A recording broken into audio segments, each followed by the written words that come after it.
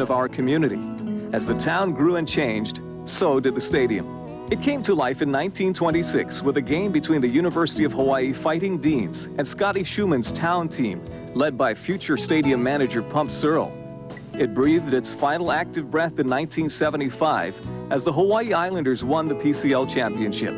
The state had plans for a bigger, better place to play. In between, anything and everything that could fit onto the 2 acres of turf on the corner of King and Eisenberg thrilled Hawaii's fans and fueled young athletes' dreams. So we went to all the Kamiki games. And I started going to games probably when I was in the 5th grade. We'd walk from Palolo and stop at a crack seed shop near University Avenue someplace and go to the stadium and watch the Bulldogs play. The stadium was the place that every young man in this community hoped that someday they could dig their cleats into that soil and be part of it. Halftime, we all wait as they come out, as the players would come out of the locker rooms and, you know, lean over, hit everybody on the shoulder pads, on the helmets. And after the game, running to the bus, asking everybody for their chin straps and stuff. That's what I remember best about the stadium.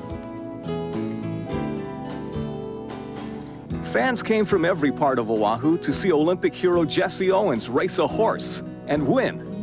They marveled at the ingenuity of the Boy Scouts at their Makahiki festivals. Pep squads and cheerleaders pushed for their teams to whip the Warriors and smash the Puns. Countless big league baseball players and yearly Hula Bowl All-Stars thrilled the local fans. Everybody knew that the best seats in the house were the last 2 rows of Section 6, right on the 50, covered from the Manoa mist by the overhang of the press box. But before you could get to the seats, you had to get in the gate. You'd have to have your student identity pass, and I remember all of the gatekeepers were very grouchy, Portuguese men. They were all Portuguese, and like, no excuses. This is event 16. You get 50. I'm not gonna let you in. Okay, next. No, okay, step aside, you know. And you go, wow, you know, I came all the way from, I don't care. Good. Look the sign, 16, you get 50. That was last week, you know. The stadium was a home for concerts and carnivals, polo and parades, and it was a part of the family. Well, I talked to people who said it was the greatest babysitter in the world. Their parents would come out to watch a ball game, and the kids would go out to right field to catch fly balls, and they wouldn't have to worry about it. With peanut shells under your feet and the smell of beer and cigarettes hanging heavy in the air, colorful nicknames would ring out. Oink Tanoi, Sparky Nevis, Russian Cabral, Mullet Arakaki, Jabo Jablonski, Donkey Nakamoto, Porky Wasa, and Collie Dog Souza. Honolulu Stadium was our Ebbets Field, Yankee Stadium, and Fenway Park all rolled into one. It was like a home. Groundskeeper Tosh Nakamoto even kept a vegetable garden growing behind the Mackay bleachers. The stadium was like a loving parent and a dear friend. It was made of wood.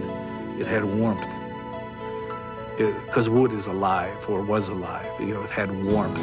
That was our stadium. That's where we all dreamt about playing. That was our field of dreams, you know. You can't beat that. If I had $1 for every tear I shed on a Honolulu Stadium turf, I'd be a rich man. Oh boy.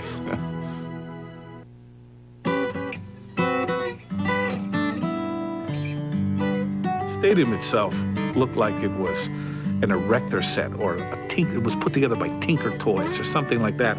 And it wasn't done all at once. You know, they would run out of lumber and wait. People may not remember exact games they saw at the stadium, but they do remember certain physical characteristics, certain sounds. It creaked. It actually creaked. You know, it was kind of spooky, but when it filled up and everybody started jumping up and down in the place, I mean, leather on wood sounds a little bit different than leather on steel. You walk under there and you have to look up because anything could be falling through the cracks there, even money.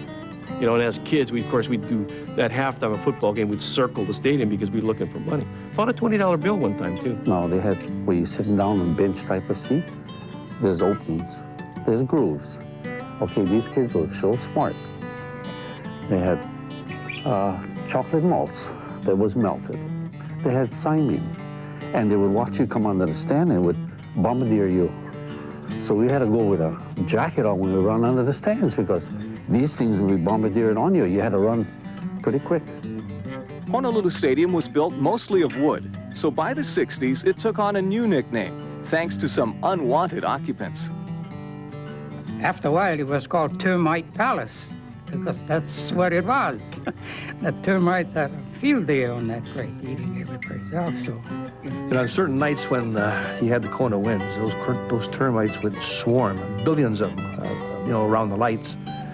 And then when they turned the lights off, the stadium lights off, they'd all come to the press box because it was the only lights left. And that was probably the most difficult time in writing a story.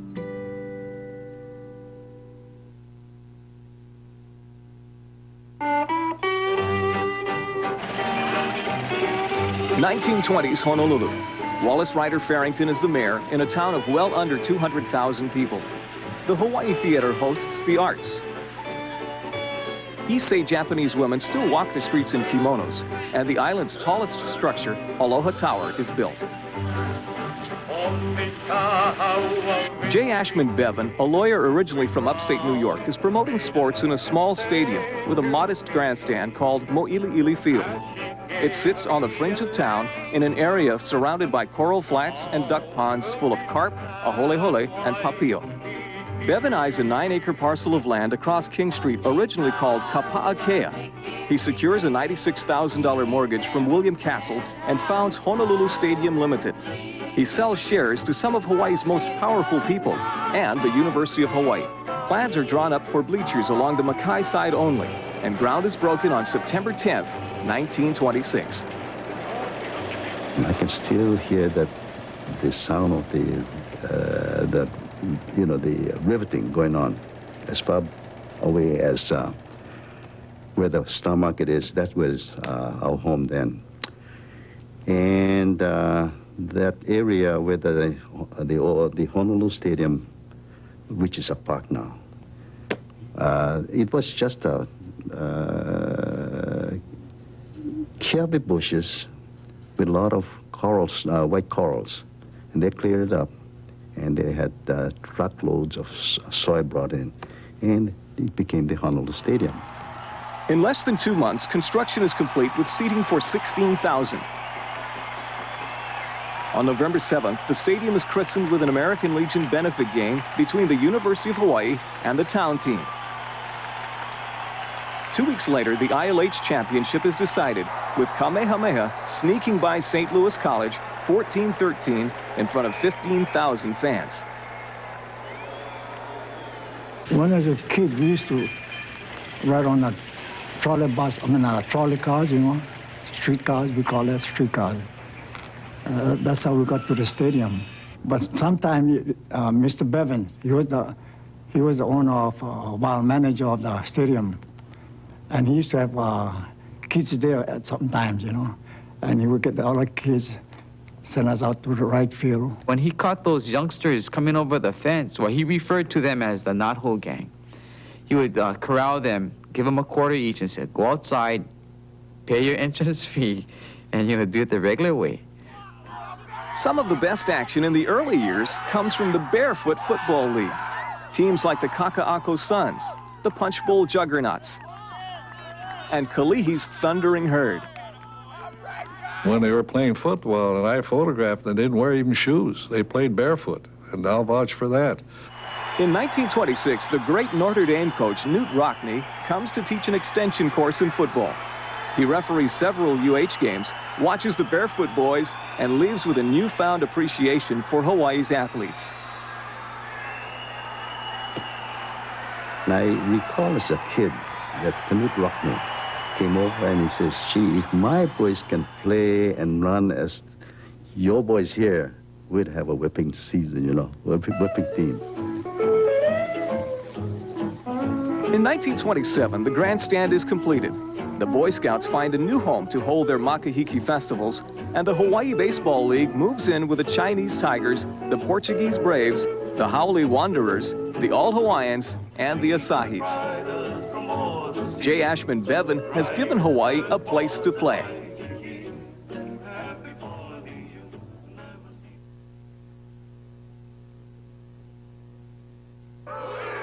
Baseball in stadium is the best field to play because you're right on top of the players. You can yell at them, hey, and all that, and some of the players, they talk back to you. You got to watch what you say. I mean, you sit in the dugout and they're right there next to you, almost sharing with your conversation. It's very intimate. You can turn around and see your uncle or your auntie from the field, you know? You can see people throwing tomatoes and stuff, too. But You can look out in the diamond head section, and I can see my good friend, Carly Souza there. All are set in the same seat, the same numbers, or whatever the case may be. I look down the other section, I see my good friend Alice Spender sitting in the same seat, same section, and whatnot. I look up in the grandstand, I see Bill Ahuna sitting up there. There was a little Filipino man who was married to, I believe it was a Japanese lady who was much taller than he was. Just a little guy, feisty little guy. He'd go to every game, and he'd sit in his season ticket allotted seat. And she dutifully would bring musubi and things, and he'd be eating. Tell you, the guy on the mound for the Islanders, he'd walk a guy, change the pitcher, change the pitcher. That's all he said. Change the pitcher the whole time. Change the pitcher. As if that was a panacea for the world's troubles. You know, all the world had to do for peace, for prosperity, for the lessening of class distinction is change the pitcher. If we could change the pitcher, we'd be all right. People coming along the side of the fences will draw up against the sideline practically saying, how do you feel today? You think we're going to score another touchdown? it was awesome. But when the place was full, it was like part of the game. It wasn't detached like Aloha Stadium. They were part of the game.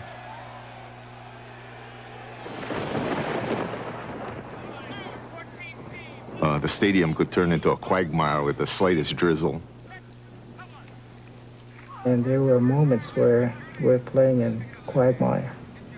Terrible. The rain was coming down, we'd be slushing and sliding all over the place, but they still played it. They didn't postpone any games at all that I know. But it's fun. I mean, nothing like playing in the mud. Nobody gets hurt.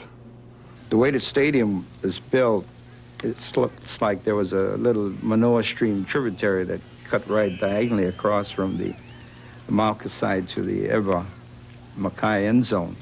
And you'd actually see water going across the field diagonally that way in a heavy rain. And Galdera one time, after a punt, put the ball down, maybe at 18 or right around that area, and the ball actually floated away.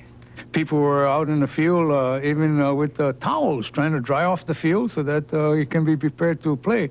Now, the general public didn't see this activity, but it was certainly being carried out. They'd ordered from the laundry barrels of towels so that we can dry the field off. We used to bring the helicopters in. Run the helicopters, so that we can dry up the field to play the ball game. Guy from Farrington, a freshman, Jerry Stollers, that he returned a punt and he got piled on, and he said he almost drowned because his nose is in the turf and everybody else was piled on top of him. It took a while to get him out of there. Yeah. Many people didn't realize, but there are a considerable amount of worms that were as much as 6, 7, 8 inches long that came up from the ground. And that's the truth. I saw them.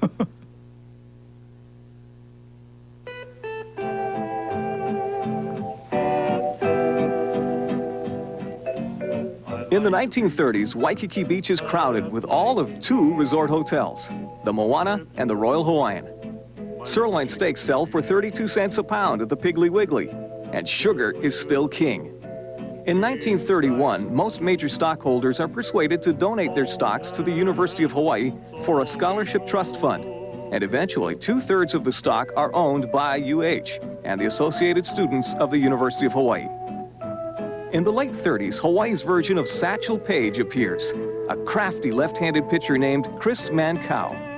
Honolulu Stadium will see Mankau for the next 40 years. On the gridiron, the biggest headlines are grabbed by an exciting runner at UH nicknamed Grass Shack. Tommy Kaulukukui, one of 5 football-playing brothers, is Hawaii's first All-American and as tough as anyone in the country.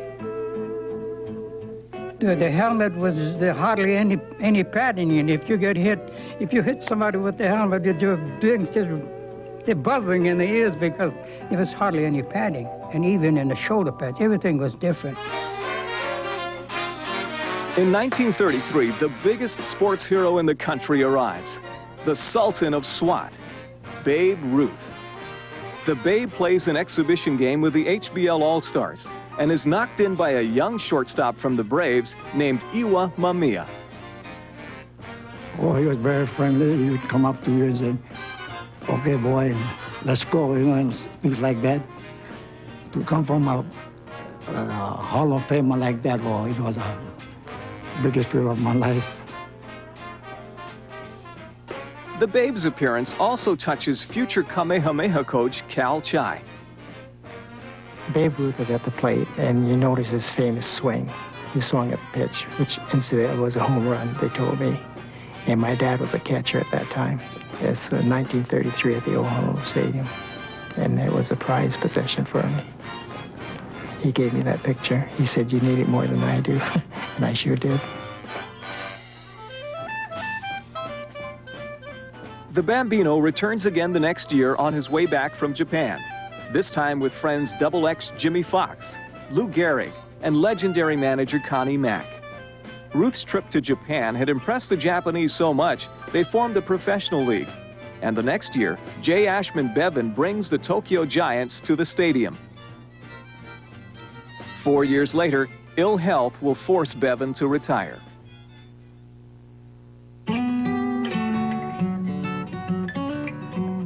Auto service magnate Cliff Malim sponsored the stadium time clock and scoreboard off and on from the 30s through the 50s. It didn't always say Malim on it, but it always read that way in the minds of the fans. What's funny about that clock was that second hand was hardly a sweep second hand because it did take 60 seconds for the minute, but as it went down, maybe gravity or whatever, it took only about 25 seconds to go 30 seconds. But then coming back up and against the wind in that diamond hit end zone, it would take about 35 seconds to go 30 seconds. So it fooled many high school quarterback then. Malim sponsored the scoreboard. The scoreboard clock was run from the field, and Richard Yamada, I think, was the timer. And Leland Blackfield was always his sidekick. He wanted to be on the field. He wanted to be part of it. It had a sweep second hand, and you'd have to shoot the gun. It wasn't digital where you know exactly how much time it is at the Aloha Stadium now. And what would happen was it would come up, and then it would kind of teeter, and then finally go over, and then he'd.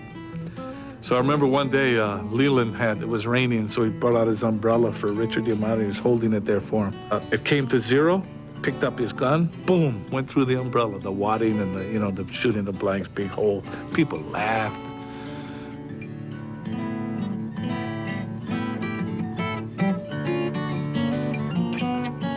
Most social events in Hawaii revolve around food. A trip to the stadium was no different. If you didn't fill up at the concession stand, you loaded up before you went in with sweet bread from Buck's Bakery or peanuts from the Peanut Lady. Everybody wanted the Peanut Lady because her peanuts were so ono. You had both boiled peanuts and roasted peanuts, and let me tell you, I'm a peanut eater, and I just love the peanuts that they used to have. An ear of corn, a Dixie cup full of cement, the pitchers in the bullpen out in left field, partaking those items while they were supposed to be either warming up or watching the game. The barbecue meat smell coming up from the stand beneath Section 35 has to be one memory. Something that you don't see at any other stadium, bar none, I guess, But they used to cook the barbecue meat right under the stands on the charcoal. They had food there that you wouldn't find in the ballpark on the mainland at that time. I mean, the corn on the cob, and of course the manapua and the saimin with the real char siu and the fancy fish cake, you know, with the red circles in it. I mean, those were big sellers. I don't think that hot dogs ever tasted better, hamburgers. The saimin was unmatched. But just something about it. They say there's nothing like a hot dog at the ballpark. In Hawaii's case, there's nothing like hot saimin at the ballpark.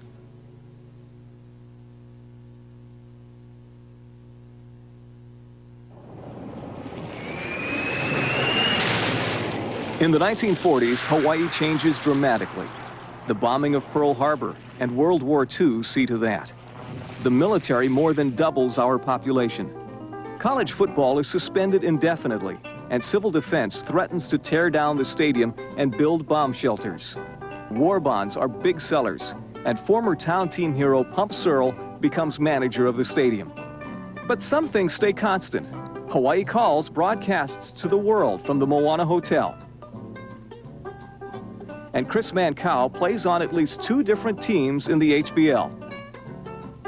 Anti-Japanese sentiments force the all-Japanese Asahis to become the Athletics. And a young police captain named John Burns becomes the acting owner after Dr. Katsumi Kometane goes off to battle in Europe. Burns will become governor of Hawaii 2 decades later, and his son, the barefoot mascot, will one day become Hawaii Supreme Court Chief Judge James Burns. The armed forces bring with them baseball arms. Permanent bleachers on the Mauka and Ewa sides are finished and then jammed with fans eager to see baseball. And in those war years, they see the best baseball in America. We had better players here playing in Hawaii than they had in the major leagues. Generals pull rank and land players for their outfits, like Joe DiMaggio, Pee Wee Reese, and Scooter Rizzuto. It pays off for the 7th Army Air Force on June 4th, 1944, when Joe DiMaggio makes his stadium debut in front of 30,000 people. Detroit Tigers pitcher Bob Harris grooves a pitch, and Joltin' Joe crushes it. But I remember that ball going over the fence. And for anybody to hit the ball out of the ballpark was something else, but his ball traveled so far, and they talk about the Dry Man. It's the old building that St. Louis alumni took over. And they used to associate that the body was drive as the ball that went to the Dry Man. DiMaggio's blast soars across Eisenberg Street and plops down more than 110 feet beyond the left field fence.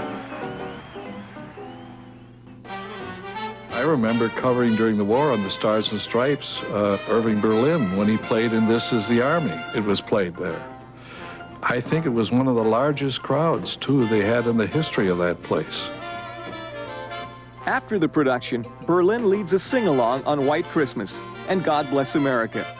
Berlin goes home, and so do the victorious soldiers. 1 year later, J. Ashman Bevan dies in a Kaimuki nursing home. Without college football, high school football begins a 30-year run of unmatched popularity. Sellouts become a regular thing, with the Turkey Day doubleheaders drawing the most attention.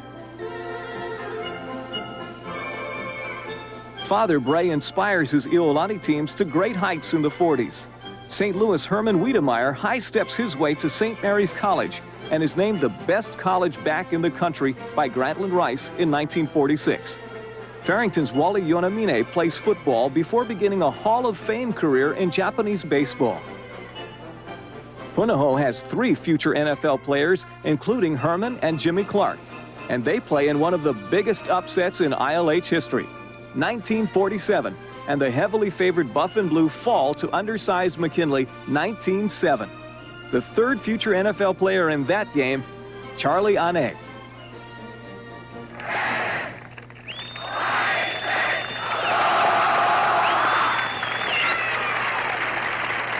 With the end of the war, UH football begins again. 1930s All-America Tommy Kaulukukui is the head coach. In 1947, the New Year's Day Pineapple Bowl is resumed, with Redlands making the trip to the islands. Once more now, Carlo Kukui has the ball. Hands it off this side of the setting. He's over for a Hawaii touchdown. Hawaii wins 33-32 in what was called the most exciting bowl game of the year. 1 year earlier, the Hula Bowl is started by a sports visionary named Maki Yanagisawa, who 20 years before had been a member of the Knothole Gang. The stadium also welcomes boxing in the 40s with the help of a hard-working master salesman named Sam Ichinose, known simply as Sad Sam. It's not a name that he made himself. There was a Star Bolton writer, I think his name was Don Wilson, and he gave him the name of, he wrote something, and he said, melancholy one, Sad Sam, you know. And then thereafter, call him Sad Sam, Sad Sam, Sad Sam. And the name stuck to the point where all over the world, any cable would come to Sad Sam. Honolulu, Hawaii, would come to him, you know. I mean, that's the address, Sad Sam, Honolulu, Hawaii. The stadium's 20th anniversary is celebrated in royal fashion. Former world champ Joe Louis fights an exhibition with Cleo Everett. Afterwards, Sad Sam is all smiles as he presents the brown bomber with an inscribed ukulele. Aloha, Joe Louis.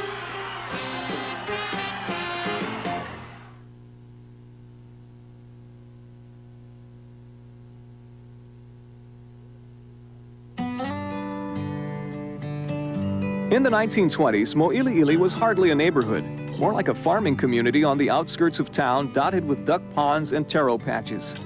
As Honolulu grows, so does the Mo'iliili neighborhood, and by the 50s, the stadium is nestled in the middle of shops and restaurants.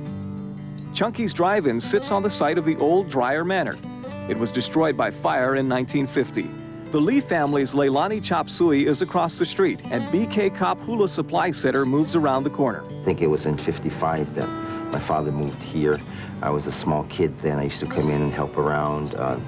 The stadium was a big monolith over there across the street, big and gray, and every year for the Hula Bowl, they would paint that, the gates, you know, and I'm sure it probably was about 2 inches thick of paint. And I taught Tahitian and New Zealand dancing, and sometimes our Tahitian drumming was so loud that the ticket girl would call and say, Lucy, do me a favor. Yeah, shut your door because the quarterback cannot hear. And then the quarterback is trying to give his calls, but the line looking to hear what he's saying. But I still remember that, you know. My auntie lives on Makiki Way, behind the grandstand. You know, at family parties, everybody would be inside talking and playing cards and stuff, and the kids would go outside and play. And if there was an Islander game on, that was the best time to be there because we could go and catch foul balls, you know. And there'd be a radio playing outside with the game going on, and so we could hear when the balls came over or a foul ball was hit, so we could go by the lane and the old lady's yard and wait for the balls to come over. You'd hear it hit the roof, boom, and then sometimes they'd roll over and come across to the other side. A stadium adventure always began before you got to the gate, on the ride over. And the first painting I did my nostalgia, see? My nostalgia of the stadium was when we'd crowd into the streetcars on tracks, the trolley, and to go to the stadium, we'd pack that streetcar like sardines. It's amazing, you know. And then we get out to the stadium and we all jump off. Some of us jump off before paying our fare. First thing that you saw of the stadium was the backstop. If you were on the bus, you could see the backstop and the light standards, and you knew that, you know, you were getting close. If you didn't arrive by streetcar, trolley, or bus, you were in for a short walk after parking the car, if you found a place to park. As late as the 1970s, only 87 stalls existed, with 11 reserved for management and 8 for the press. You'd have to know where to go, and you have to have friends who maybe have an empty space in their lot for you to park. It wasn't easy to park there at all. When we had a car, we used to go around trying to find free parking space and had to walk several miles, you know. And nobody complained about that.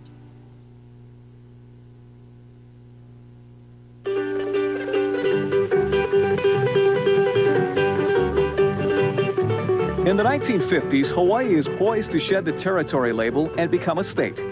We set our sights on becoming the 49th state and optimistically hold a 49th State Fair at the stadium 3 years in a row.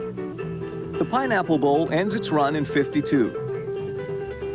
Salvador Dado Marino, the Little Brown Doll, beats Terry Allen in front of 10,000 boxing fans at the stadium to win Hawaii's first world title. Chris Mancow begins the 50s with the Phil-Americans and the Hawaiians of the HBL and ends with Condos of the Winter League and tours with the Harlem Globetrotters baseball team in between. In 1955, the New York Yankees play a 4-game exhibition series with the Rural Red Sox. Future Hall of Famers Yogi Berra, Casey Stengel, and Mickey Mantle grace the grounds of the stadium. On the mound for the local stars, our man, Mancow. I pitched 5-inning relief. They get only 3 hits from me. And one of those hits was a home run by Billy Martin. And he's not too big, you know. He's not very big. And he's a scrappy player. Hit him in the goalpost. Yeah. The next year, the other New York team is in town. The Brooklyn Dodgers bring along Pee Wee Reese, Roy Campanella, and Jackie Robinson, who actually made his Honolulu Stadium debut 10 years earlier, playing football in the Hawaii Football Association for the Polar Bears. High school football continues to rule in the 50s, outdrawing the University of Hawaii and selling out every Turkey Day doubleheader. You did whatever you had to do to get into the games. We sold the lineups for 10 cents. We got 2.5 cents. But the big thing is we got in free. We'd have to stay out there until at least midway through the second quarter. But the thing is, we get in free, and then had enough money for hot dog, Coke. The game of '53 is a comeback win for Al Harrington and Punahou. The Buff and Blue beat St. Louis 22-20. They are the ILH champs for the first time in 29 years. Harrington celebrates with local style, a shave ice. Tiki Vasconcelos coaches Roosevelt to a 33-1 record and wins ILH championships in '55, '56, and '57. In 1958, Cal Chai's defensive-minded Kamehameha team ends the Rough Riders' dominance and wins the first of 9 ILH crowns for Chai, the man who once saw his dad play against Babe Ruth. The stadium has a new tenant in the 50s, stock cars. Nick Czar and partner Al Montgomery bolt railroad ties to the fence, hang a 10-foot screen to catch flying wheels, and lay a dirt track. Czar pays for all the repairs and modifications and begins to pack in more than 20,000 motor enthusiasts every Friday and Saturday night. You could hear the noise for miles, and people just used to love it. It was just stock car races. You could hear the crashes all the way up in Manoa Valley and Waikiki. I mean, it was something to behold. Everybody came to the stock car races. The fans root for Jerry Unser, brother of Al and Bobby Unser, and name local boy Ken Sakamoto the most popular driver of 1955. At the dugout, we had quite a bit of cars going right inside, and I hit that wall head on myself, and I mangled my car. I couldn't control them because of water puddle in that area. Somebody had crashed over there or broken the radiator or whatever. They spilled water. And I didn't remember that. And you know what I mean? I hit that slick spot. You couldn't even see the cars running around the car, so it must does say. And so we didn't know what to do. Finally, we found out calcium chloride was good. You put that calcium chloride on, it's salt, what it is, and then water on top, and that keeps the dust down, and it packs like a real clay track. Then the polo people come in, and they don't like the racetrack because their horses used to run on that calcium chloride track, and I tell you, when you walk on that track, you picked up about 6 inches of clay, and these horses would run around on a field, and they'd run with all this clay on their feet, on their hoofs rather, and they couldn't play polo. So we told them to go out to Mokulea and play polo out there, see. The races are fan favorites, but the wear and tear on the turf causes concern with management. Another thing I used to enjoy was I used to like to pick on Pump Cyril. And I'd get one of these drivers, I'd give him a few bucks. I said, run across a baseball diamond. he would come out, pull his hair like that. Oh, golly. Oh, well, can you blame him? Rodeos and even bullfights also share time in the stadium in the 50s. The animals are kept in stables under the Mackay bleachers. One night, the gate is accidentally left open. Animals went as far as 22nd and Waialae. And they had animals going up Waialae Avenue. This is like after midnight. You got people coming out from the bars, and the newspaper article says, you know, they went out and they saw what was going on in the street, and then they went back in. In 1956, Maki Yanagisawa takes over as stadium manager. Over the years, Maki's Hula Bowl will bring in greats like Dick Butkus, Gale Sayers, Frank Gifford, Fran Tarkenton, Mike Ditka, local stars like Charlie Wiedemeyer, Kale Ane, Levi Stanley, Skippa Diaz, and Larry Price. Anything that went on, Maki was the promoter. Maki was the one who put them on the field. Maki Yanagisawa, to this day, in my estimation, is the key figure in sports in Hawaii.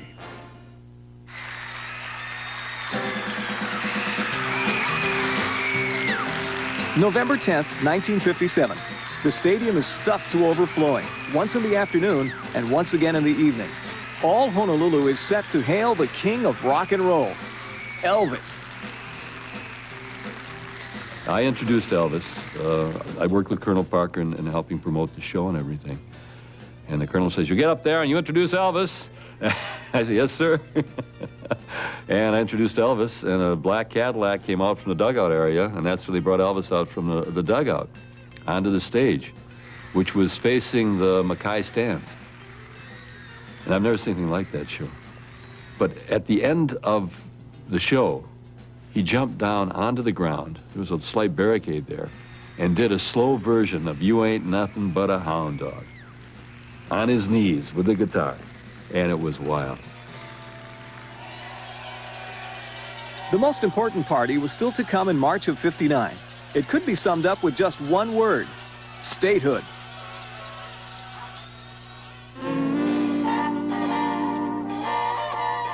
More than 25,000 people are on hand to see alternating Mauka and Mackay stages host orchestra leader Bob Crosby, singer Ray Kinney, MC Ed Sheehan, and Napua Stevens' 98-girl hula troupe. As the 50s pass, so too does the popularity of the Hawaii Baseball League.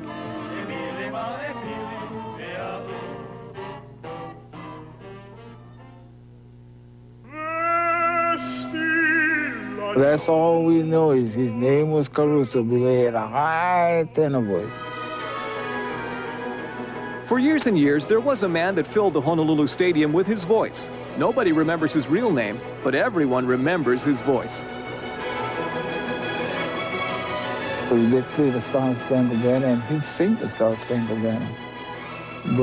And everybody would look up to where he was, just below the press box. No, I never did know who he was, but I've heard him from the field. You could hear this. And everybody laughing. There was a Portuguese fellow, they used to call him Caruso. I think he was Puerto Rican, you know. And he had a tremendously strong voice and a nice voice. You know? And then he would sell ice cream. Ice cream, you scream, we all scream for ice cream. And he had one heck of a voice, and he could break glass. When he stopped going or stopped singing, there was something missing. You know, traditional.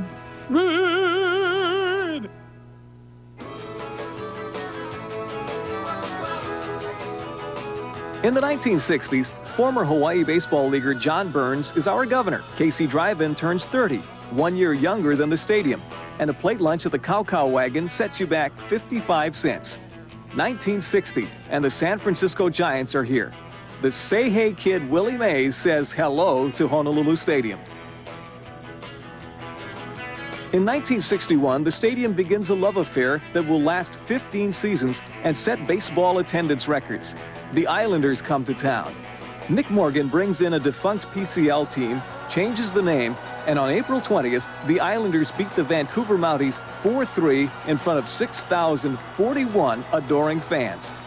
Also new to the stadium, Raleigh Ray on the organ, and a young sports writer from Portland, Oregon that will go on to cover every Islander game, home and away, for 26 years. I still remember my first look at the stadium was for an afternoon workout in April of 1961, and I immediately fell in love with the place because it had that certain warmth that old baseball fields have. The team draws well, but Morgan falters financially, and a Hui led by Chin Ho and Francis E. Brown steps in to save the team. In 1962, the Islanders lead the league in attendance.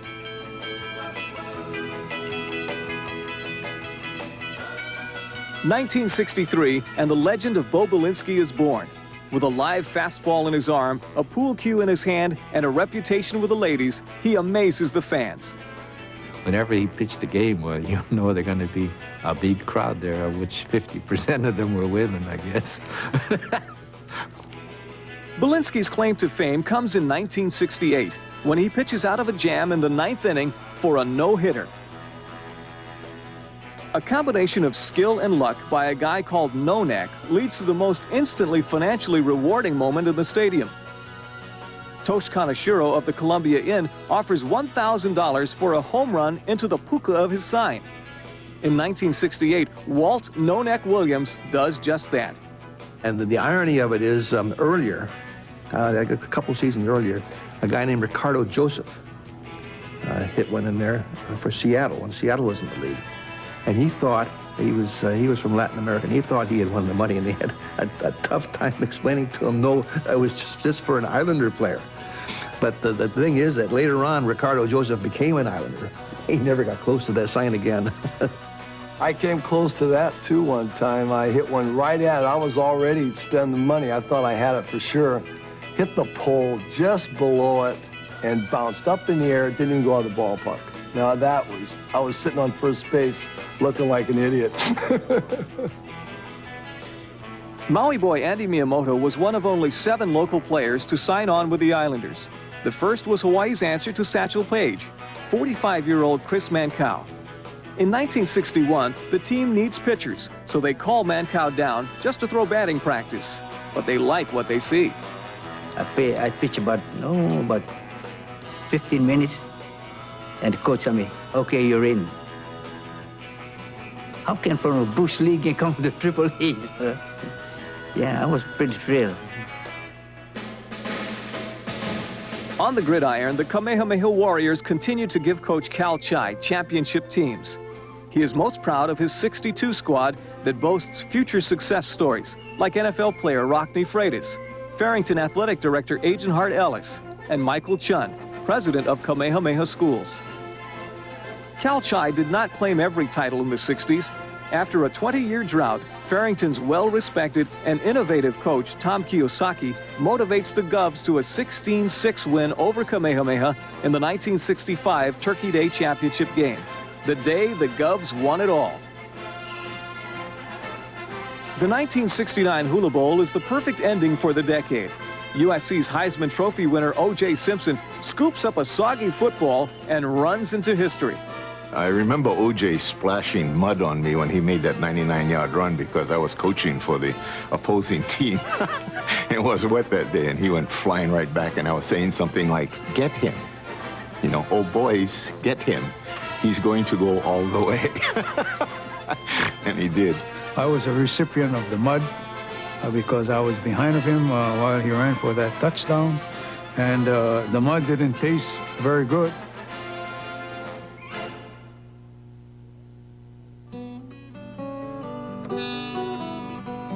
For every schoolboy athlete that went on to star at the next level after playing on the Honolulu Stadium turf, it seemed there was a big-time broadcaster coming out of the press box.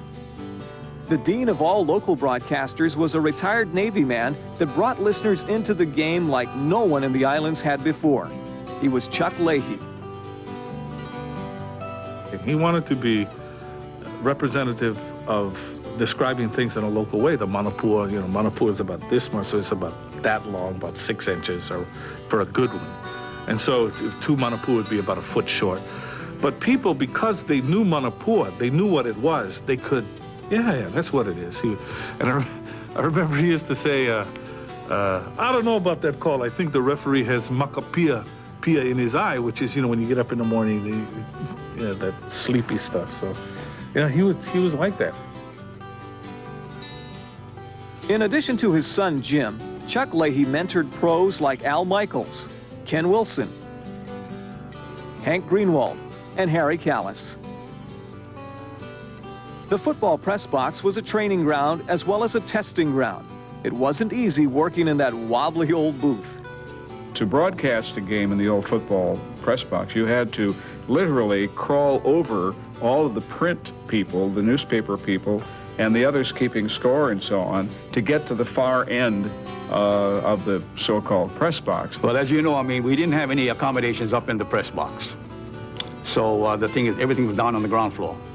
And if you had to go, and go all the way down to the ground floor, you never get back in time to, you'd miss 1 or 2 or 3 plays maybe. If nature called during the broadcast, you had a real problem.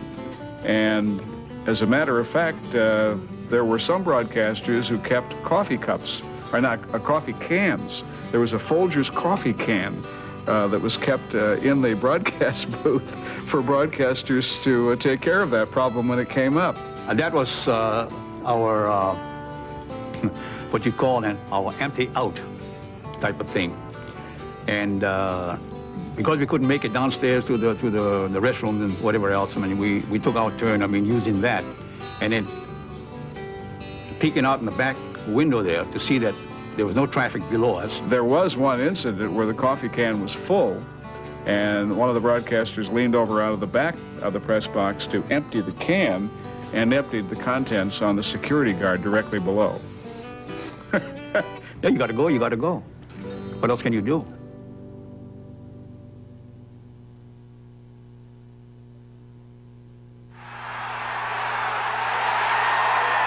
The 70s marked the beginning of the end of high school football's dominant popularity.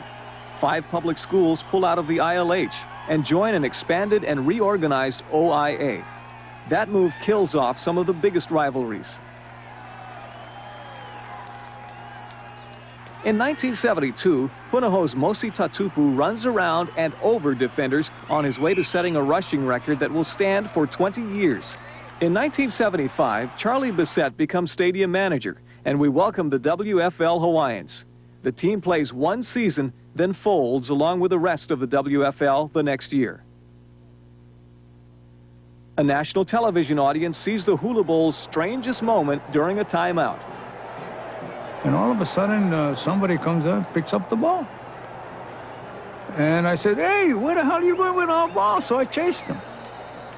And I was fortunate enough, he had a head start, maybe 6, 7 yards ahead of me. I was fortunate enough to catch up with him just about the goal line. And as we went towards that, I caught up with him and landed up against the fence. If I remember correctly, I think I punched him in the stomach. So I felt very, very embarrassed. So I did it on instinct, just complete instinct, not thinking of anything else but the ball. The Islanders win the PCL Southern Division pennant with the best record in baseball and draw nearly 500,000 fans in 1970. But it all comes to a close on September 8th, 1975. With a new state-of-the-art facility ready to go in Halava, the old stadium, designed to last just 10 to 15 years, has finally run out of time. The Islanders beat Salt Lake City 8-0 to win the team's first PCL championship. After the game, organist Raleigh Ray plays Aloha Oi as the crowd stands and joins in. Then the lights go out.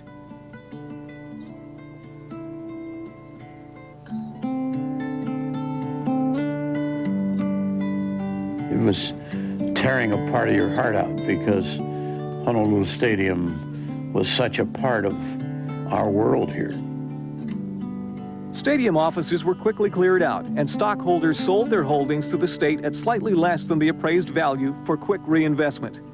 Director Chin Ho says, "I would prefer to put my faith in the market rather than the termites."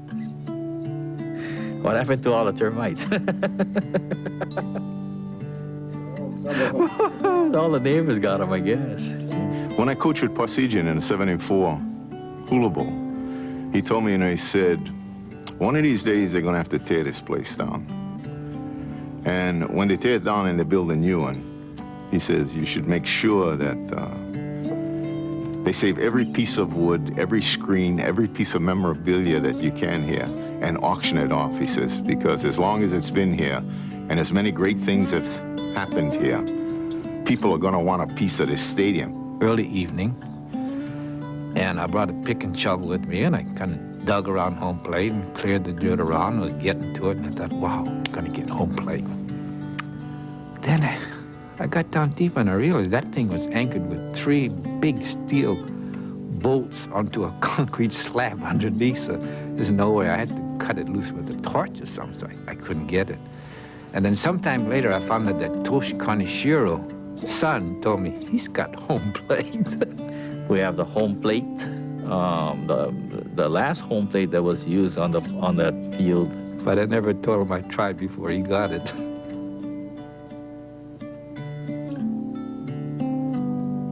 The stadium waited empty for 1 year, its billboards chipped and faded, its grass dying under the hot sun. On September 5th, 1976, a farewell party welcomed her old family members to come by to pay their last respects just 2 months shy of her 50th birthday. The Roosevelt Band sat in the Eva bleachers and played a sorrowful Aloha Oi.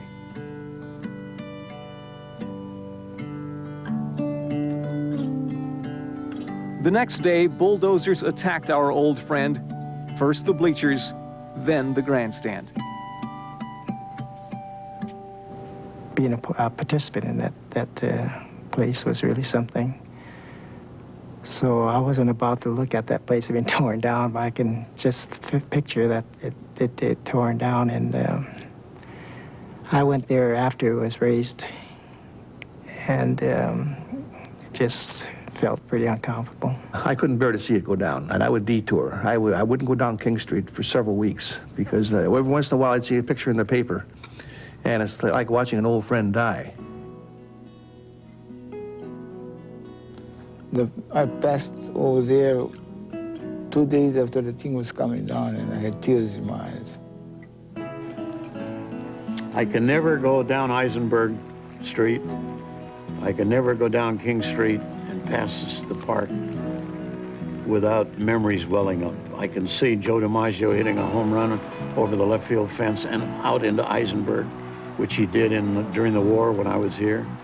I can see the Columbian sign on the right field screen. Honolulu Stadium is such a big part of my life. I still think it's there. When I go down King Street, I expect to see it. I expect to see the boiled peanut lady.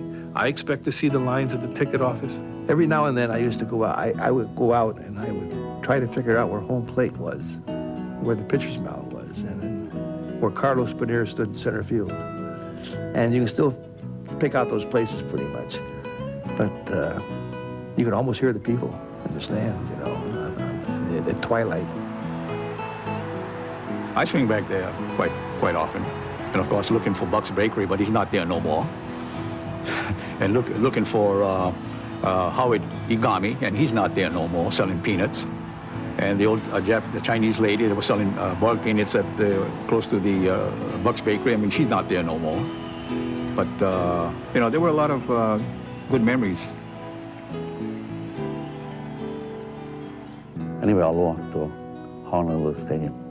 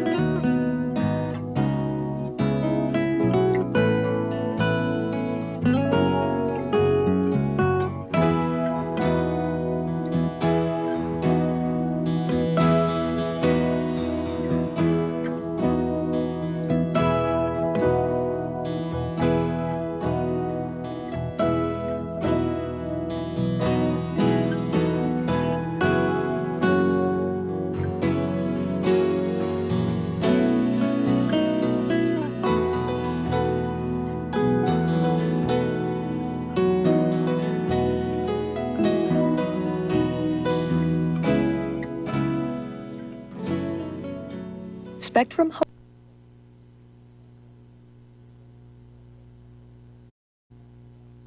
Republicans. This election is about what kind of Hawaii you want for tomorrow for your kids. It's about what kind of America you want for tomorrow for your kids and your grandchildren. We have an opportunity with a new philosophy in Congress that sees a smaller government returning power back to the people of the country and back to the people of Hawaii.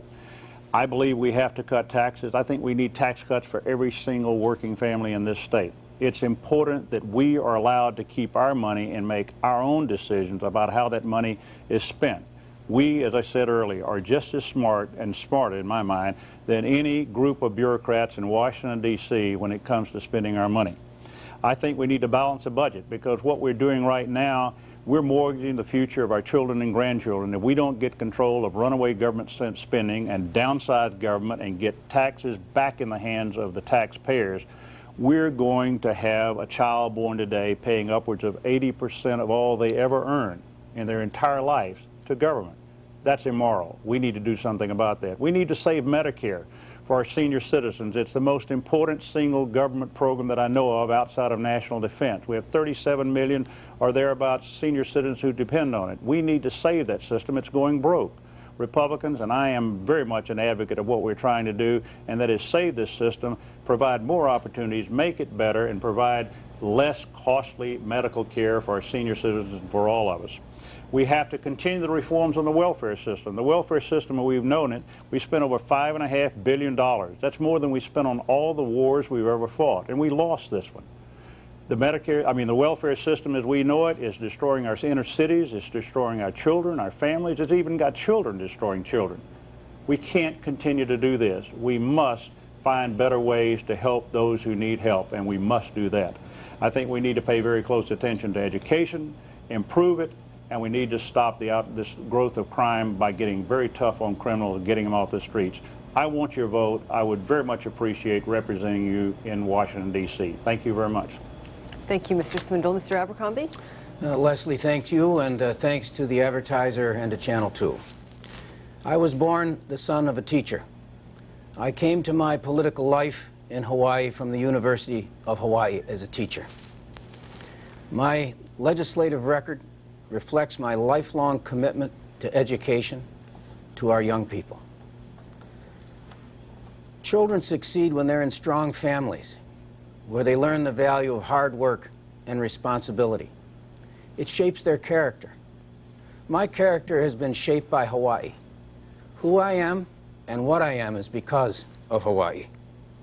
What I have fought for throughout these years, security in our workplaces and in our homes, education for our young, protection for our elderly, preservation of our environment, for the Brady Bill, for the ban on assault weapons, to see to it that child abusers are not able to succeed by helping to establish the Children's Advocacy Center, to have doubled the funding, the federal funding this year alone, for shelters for abused women and spouses. This is a record of commitment to community with compassion. Those have been the guiding principles that I have espoused throughout my legislative life. This is a record, I believe, that reflects Hawaii's values. You will judge tonight which of us has proved himself by actions and deeds, not proposals and promises. You will judge who has the true legislative record, not just a position. Which of the two of us at this platform can truly